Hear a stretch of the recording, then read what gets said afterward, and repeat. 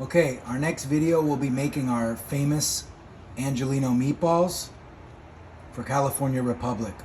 So the meatballs are very straightforward. We're going to introduce the ingredients first, then we'll mix the batch, and then we'll fry off the meatballs in the pan. I don't have a deep fryer here, so we're going to fry off the meatballs in the pan. You can also do that. And then we're going to braise them in a mixture of chicken stock and mostly passato or tomato sauce. So we have our Italian parsley chopped already for the finishing and for the mix. We have our day-old bread, sourdough bread that's been hanging out overnight, got a little crusty, and now we're going to rehydrate it with some milk. Okay, and just let that sit for at least 1 hour. We have our 3-meat mix. This is pork, veal, and beef. We have our onions and our garlic chopped up, ready to be sauteed. And then we have Parmesan cheese and a couple eggs. A little salt and pepper. I like to put a teaspoon of salt for every 500 grams of meat. So based on your batch of meat, how many kilograms it is, just figure 1 teaspoon of salt for every 500 grams of meat. Okay? So what I'm going to do first is I'm going to sweat my onion and garlic sofrito, and then we'll come back to the video once it's completely soft and ready to go.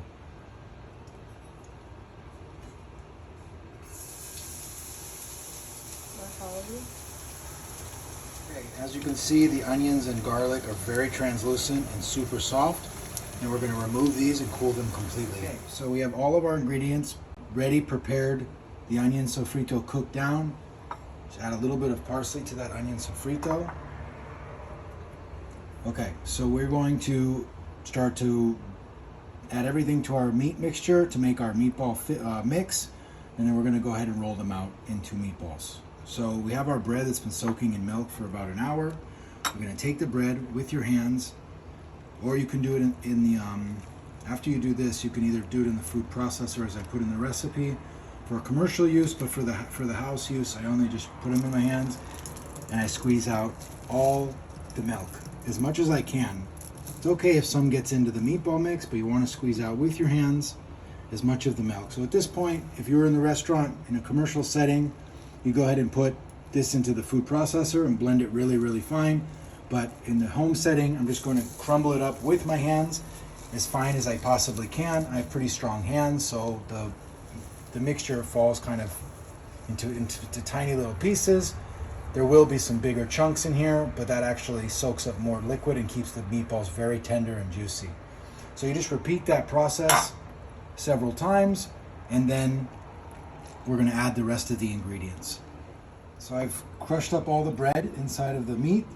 Now I'm going to add my sofrito onions. I'm going to add my cheese.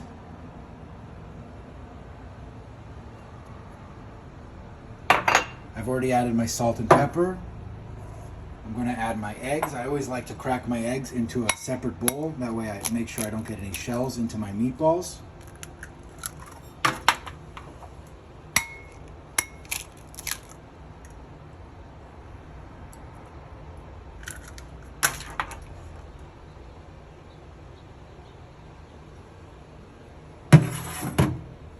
And that's basically it. At this point, with a really big batch of meatball mix, you can put it in the Hobart mixer, mix it with the dough hook until it's well combined. I do recommend keeping the mixture very cold because the Hobart mixer will heat it up a little bit, which you don't want. So make sure the process is very fast. Otherwise, I would just put it in a giant 600 hotel pan or a very big stainless steel bowl and mix it by hand as quickly as you can. You do not want to heat up the mixture. Really no way of doing this clean. You just got to get your hand in there like old mama in the old country in Italy and mix it up really good.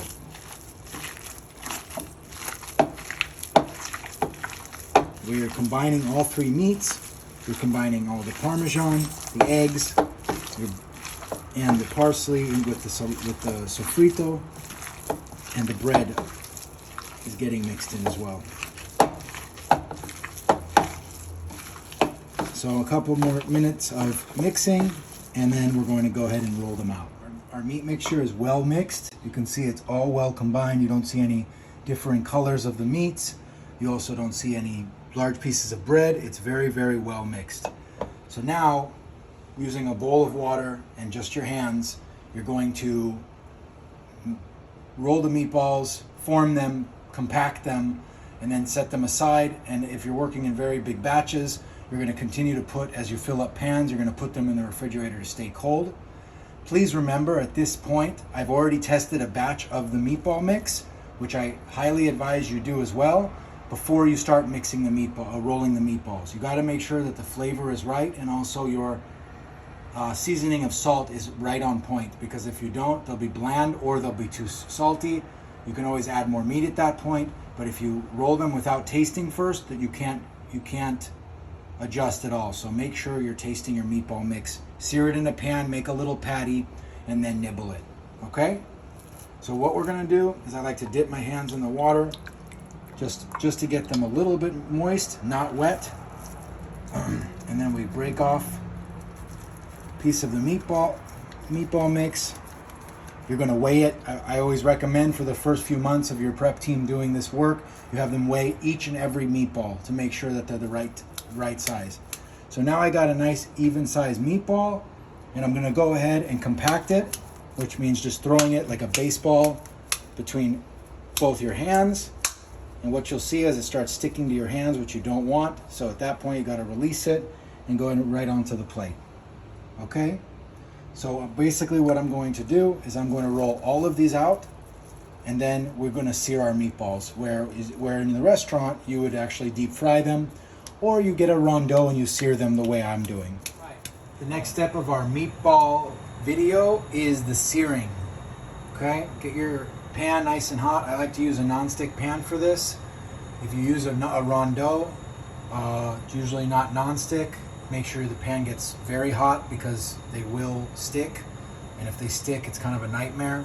So just make sure that you're using either a non-stick or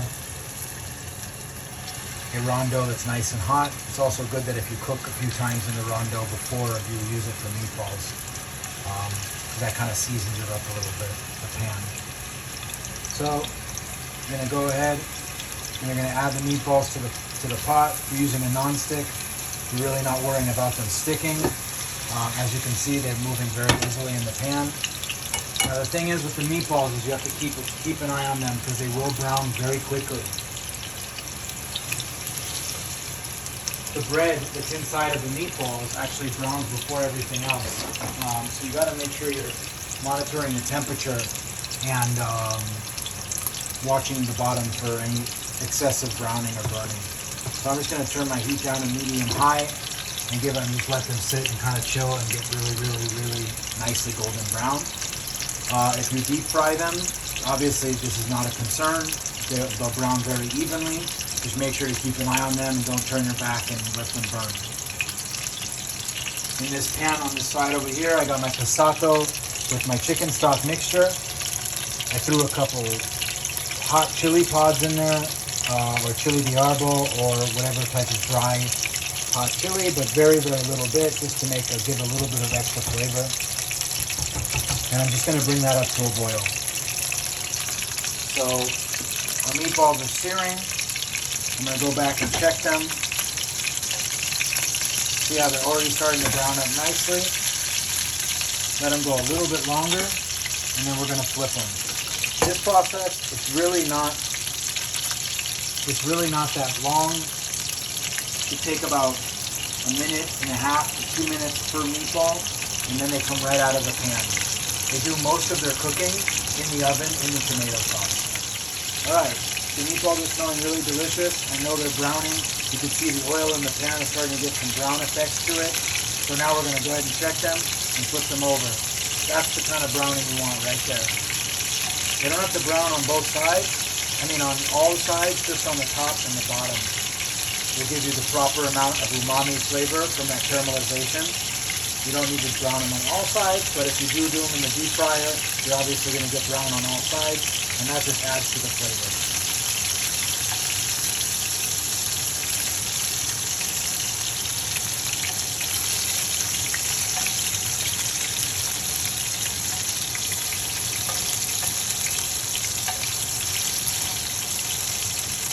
Okay, we're going to go ahead and sear them on the other side. We're going to repeat this process with all of the meatballs that we have we've rolled out already. We're going to put them back in our shallow hotel pan. I'm using a Pyrex dish because I don't have hotel pans at home.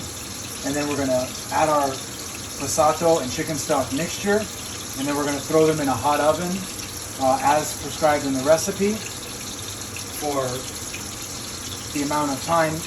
Flip them over once, and then we're going to finish them in the oven on the other side. When we come back to the video, I'll show you the meatballs after they've come out of the oven. Okay, now I have my meatballs in the hotel pans with sauce not covering them, coming up about 50 to 75% up the side of the meatball. And now they're going to go into a hot oven for the specified time as in the recipe. Okay, now the meatballs have already been flipped. They've been in the oven for roughly about 40 minutes. And as you can see, they're super bubbly. And I would recommend always taking them out with 2 hands, not 1. There we go. As you can see, they've got great color. The sauce is bubbling and delicious, and they're fully cooked through.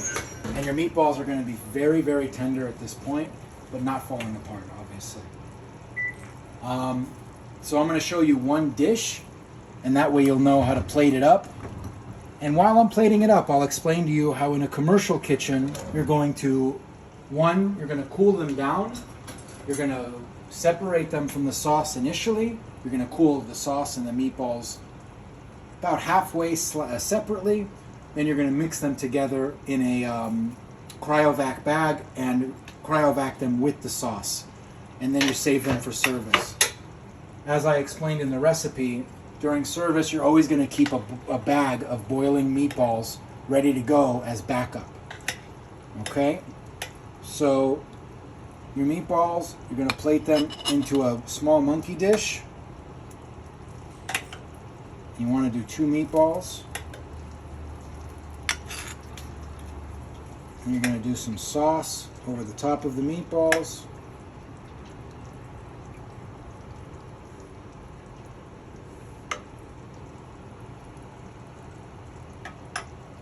And then you're going to come over here. I'm going to finish with a little bit of Parmesan cheese. Or a lot.